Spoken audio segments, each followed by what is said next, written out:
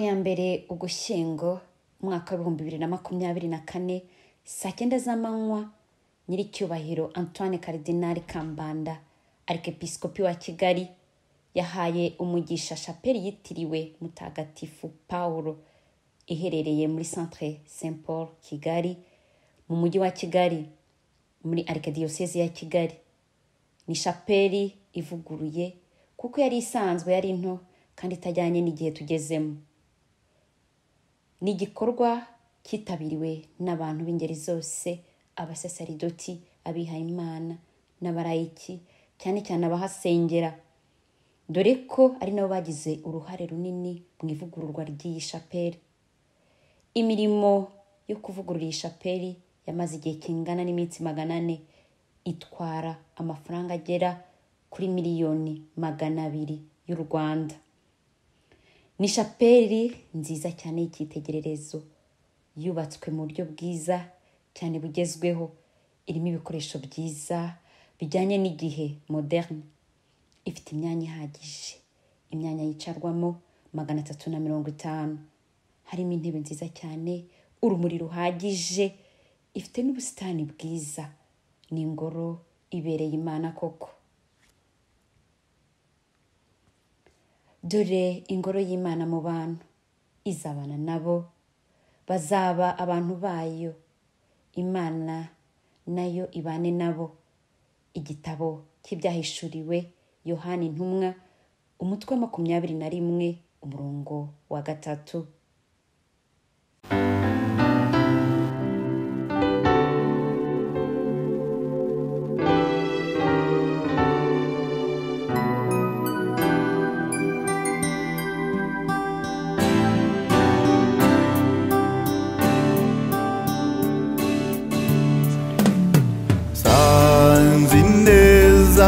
Dukesha Yesu sanzu wadukunza kaduzima bwe, mutuye ibyanjye ntacyo namukinga, Yesu niwe nkesha ubuzima nyabwo.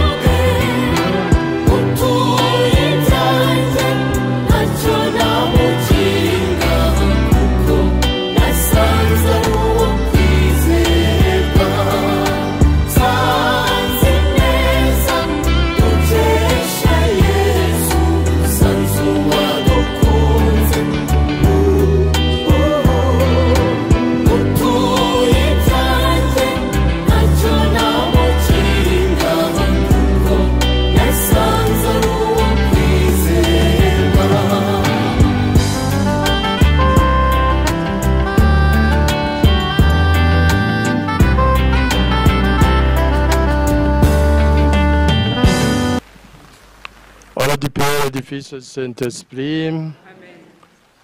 La paix soit avec vous. Et avec votre esprit. Frères et sœurs, notre communauté s'est rassemblée dans la joie pour la dédicace de cette chapelle. Participons d'un cœur attentif à cette liturgie en accueillant dans la foi de la parole de Dieu et prenant part avec joie à la table du Seigneur. Que nous vivions dans un esprit de prière et d'amour et qu'une sainte espérance grandisse dans nos cœurs.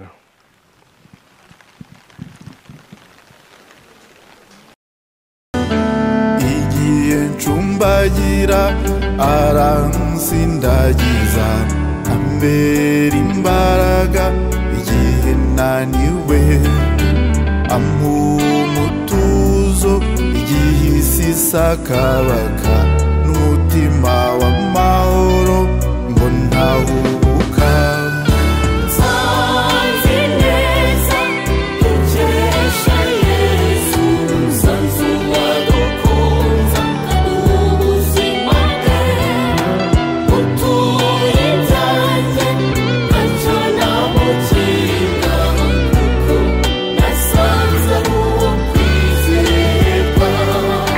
Sanze Franchissez la porte du Seigneur en glorifiant son saint nom.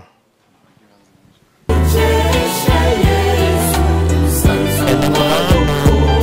allons entrer à la chorale.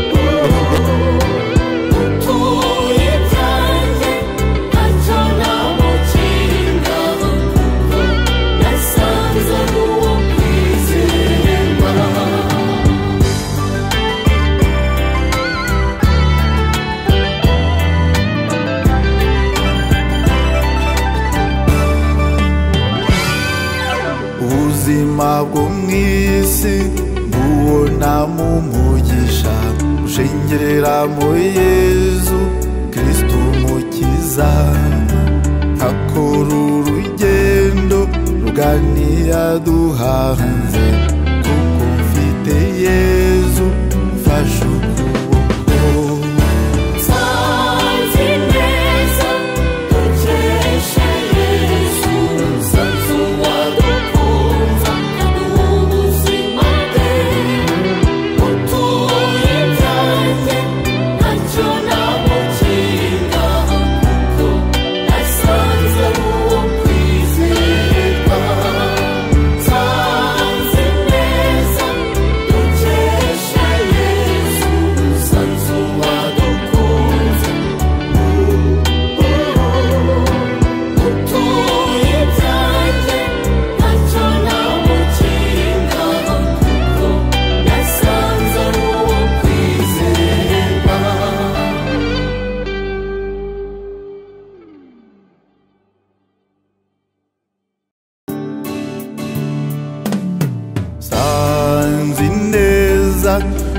dukesha Yesu sanzu wadukunze akaduha ubuzima bwe mutuye ibyanjye ntacyo namukinga Yesu niwe nkesha ubuzima nyabwo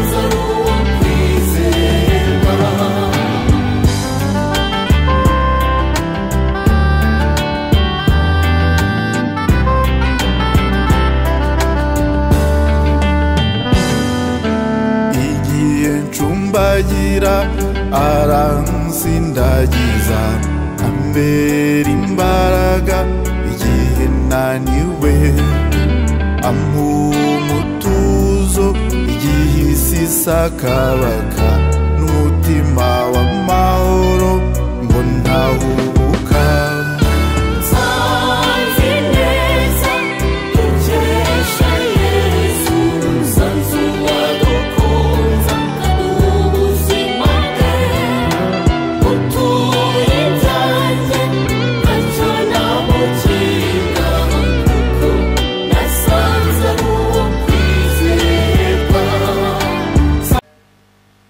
Du ciel répand ta bénédiction sur cette église.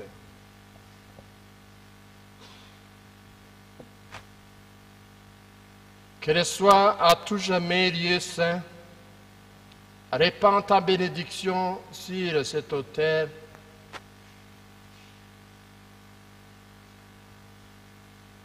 Qu'il soit à tout jamais la table préparée pour le sacrifice du Christ.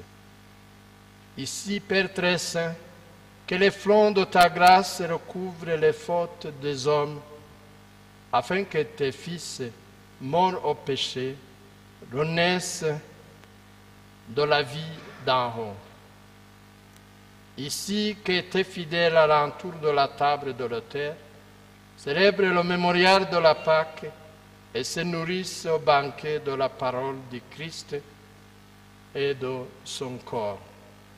Ici que résonne en joyeuse offrande de louange la voix des hommes unis au cœur des anges et que monte vers toi pour le salut du monde une incessante prière.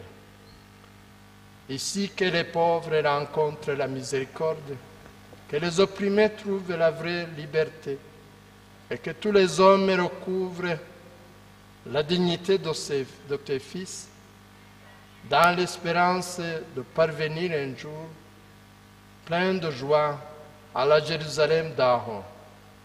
Par Jésus le Christ, ton Fils et notre Seigneur et notre Dieu, qui règne avec toi et le Saint-Esprit maintenant et pour les siècles des siècles. Amen. Toujours dans la même prière, son éminence va oindre l'autel et les murs de la chapelle. Nous suivons cette action aussi en priant.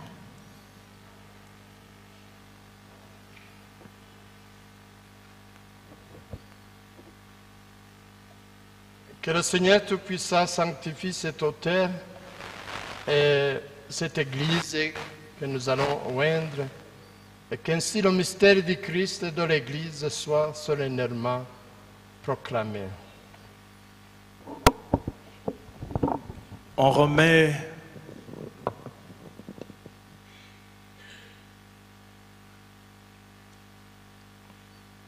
ces morceaux d'ouate induits dans l'huile sainte qu'on appelle le Saint-Crème.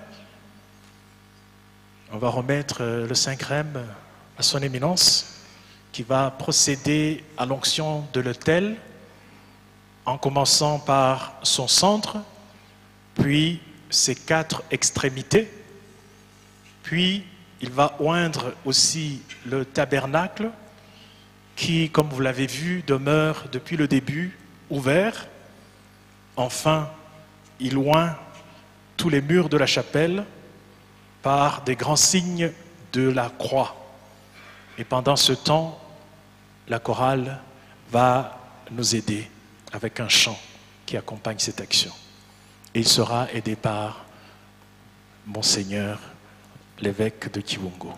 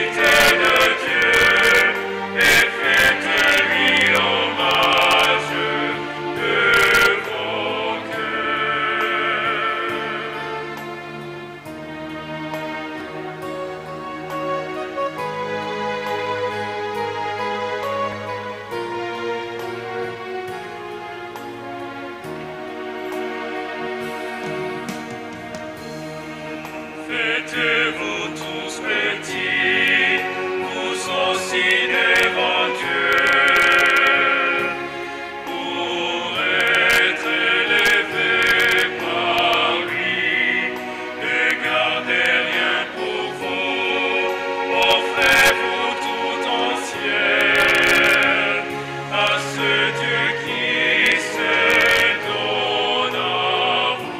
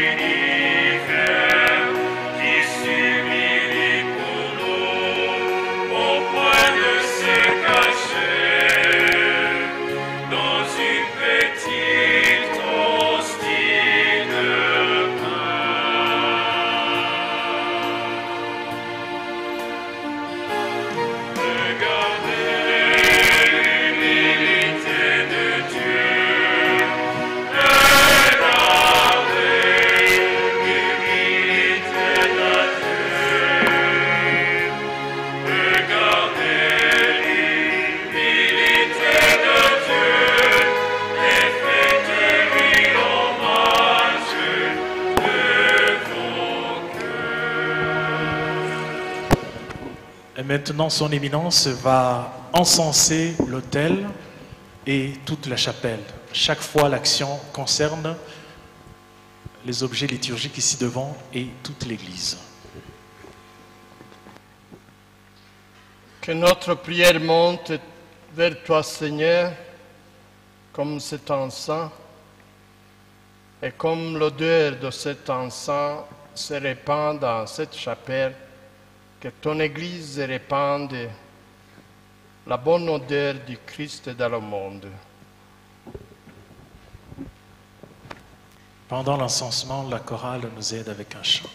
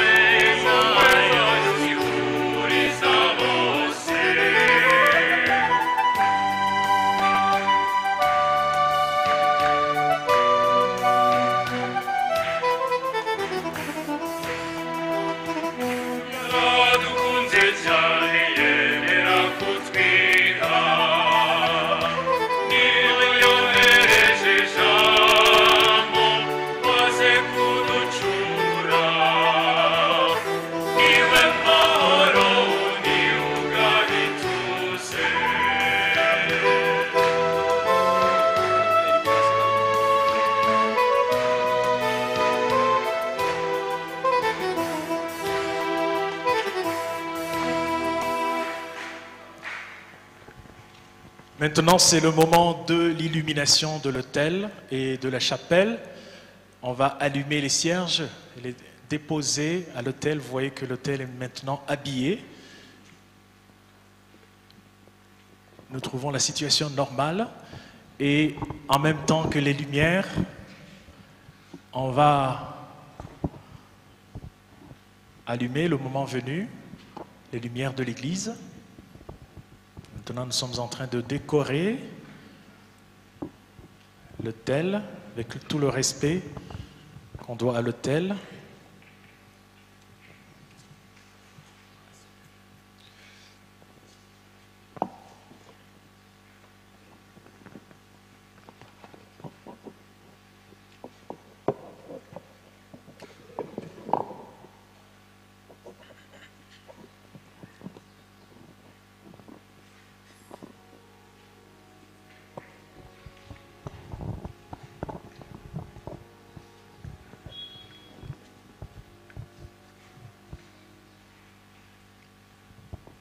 Que la lumière de Christ brille dans son Église pour que les nations accueillent la vérité tout entière. Amen. Avec le même cierge que tient son éminence, il allume les cierges de l'autel et on allume, voilà, les petites étoiles, l'une des particularités de cette église.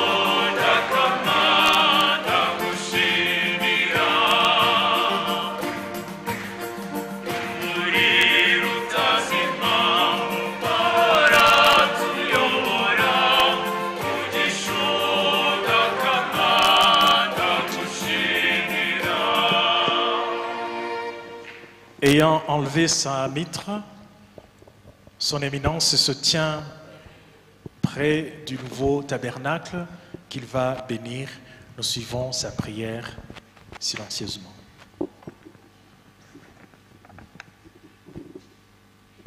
Prions le Seigneur.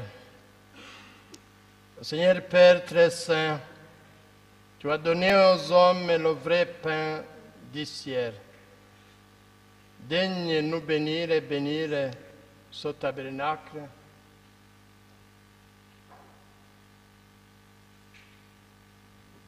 Que nous avons préparé pour conserver le sacrement du corps et du sang de ton Fils. En adorant le Christ ici présent, puissions-nous être associés à son œuvre de salut. Lui qui règne avec toi pour les siècles des siècles.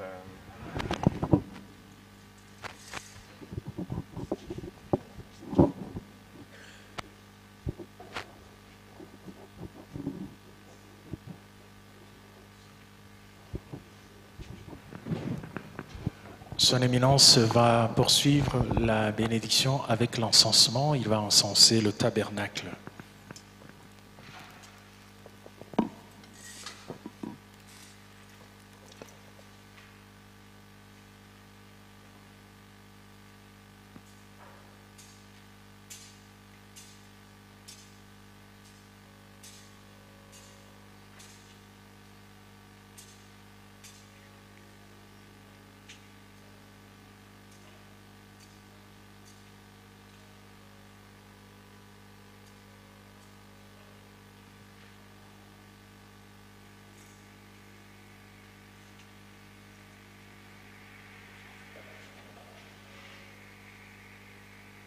Son éminence va de nouveau enlever la mitre et va se tourner vers la croix principale de la chapelle et il étendra les mains en bénissant cette croix, celle que vous regardez, que vous voyez en haut.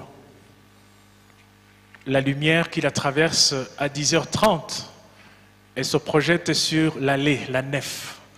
Donc elle a été désignée, on ne peut pas la voir maintenant, mais c'est ça la croix principale.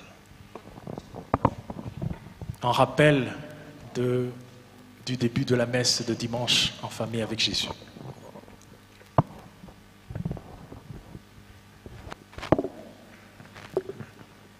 Seigneur Père très saint, tu as voulu que la croix de ton Fils soit la source de toute bénédiction et la cause de toute grâce.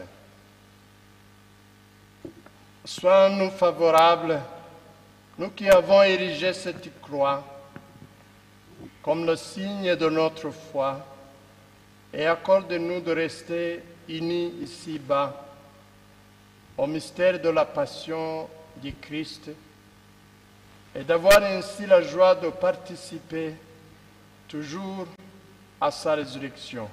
Lui qui règne avec toi pour les siècles des siècles. Amen.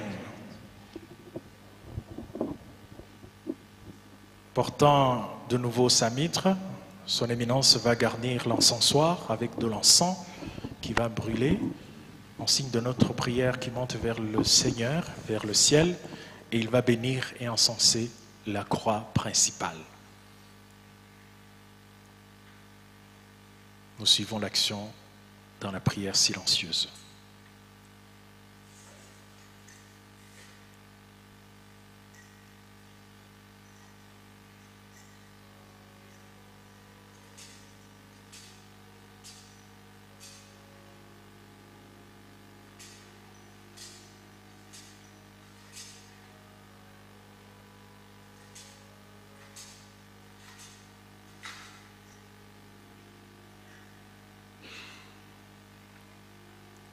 Son éminence se poursuit avec la bénédiction et l'intronisation de la statue de Jésus miséricordieux.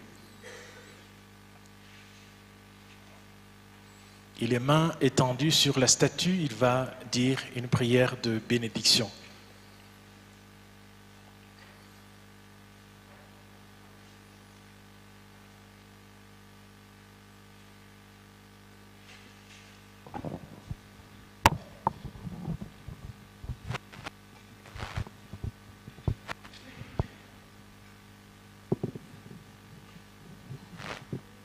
Dieu qui habite une lumière inaccessible, tu nous as aimés d'un si grand amour que tu as voulu te rendre visible à nos yeux dans le Christ. Jette tes regards de bonté sur tes serviteurs, puisqu'ils vont vénérer cette image de ton Fils. Accorde-leur d'être eux-mêmes transformés en lui, qui règne avec toi pour les siècles des siècles. Amen.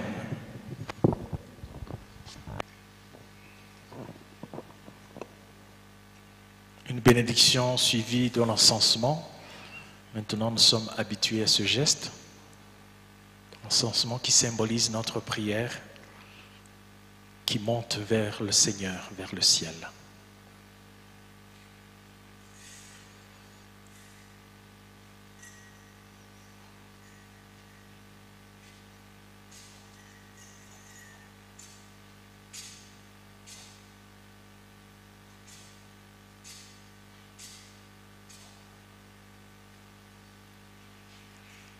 Après la bénédiction et l'intronisation de la statue de Jésus miséricordieux, son éminence se tourne maintenant vers la statue de la Vierge Marie, Notre-Dame de Quiberon. Comme Marie ne s'est jamais séparée de son fils Jésus, il fera les mêmes gestes. D'abord la prière de bénédiction, puis l'encensement.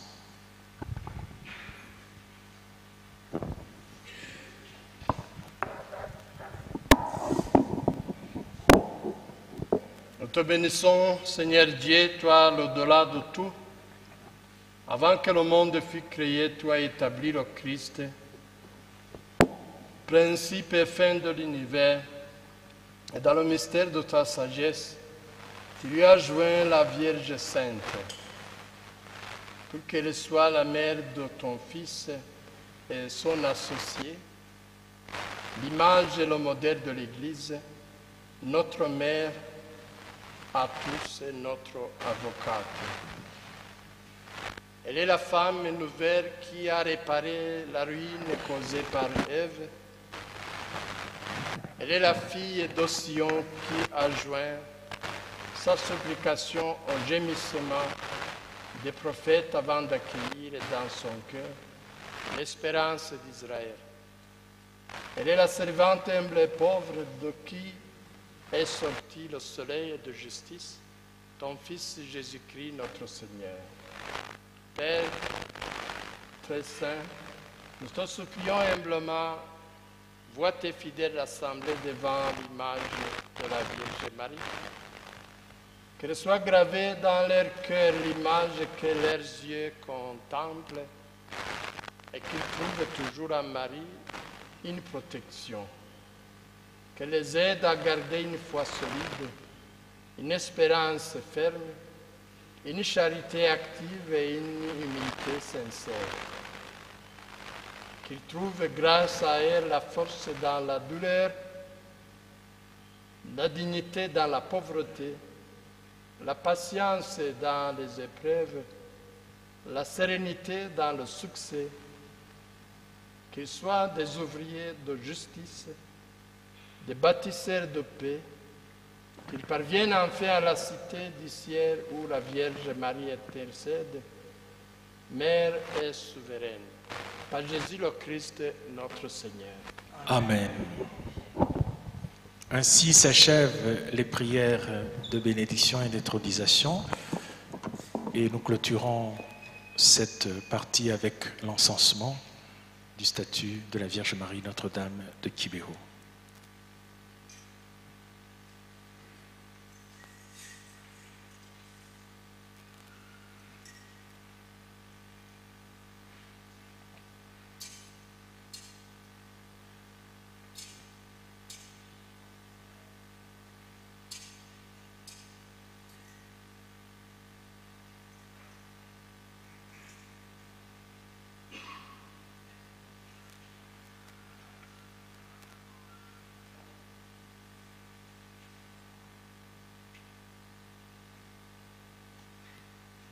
Veuillez vous asseoir maintenant.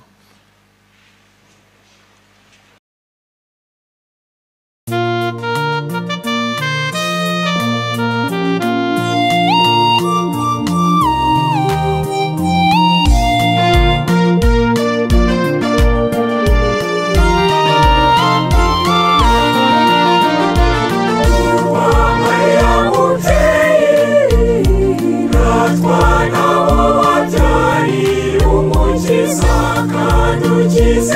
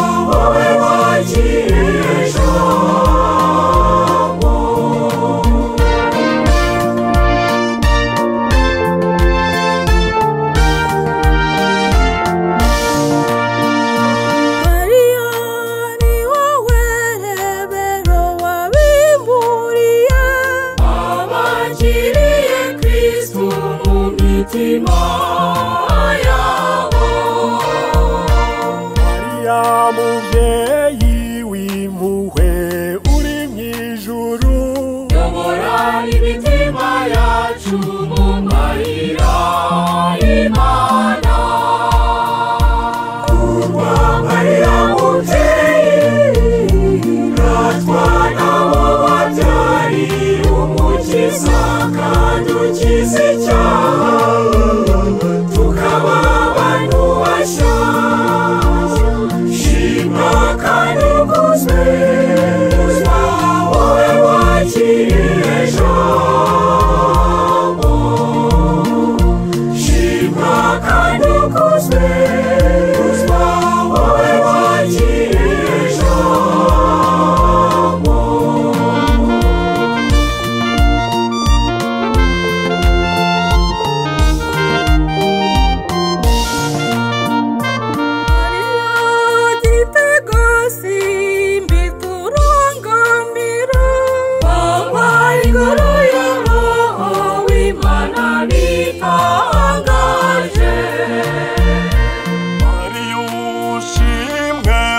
kugeza ubu utaretsa ukudahwema kudusabira ku mwana wawe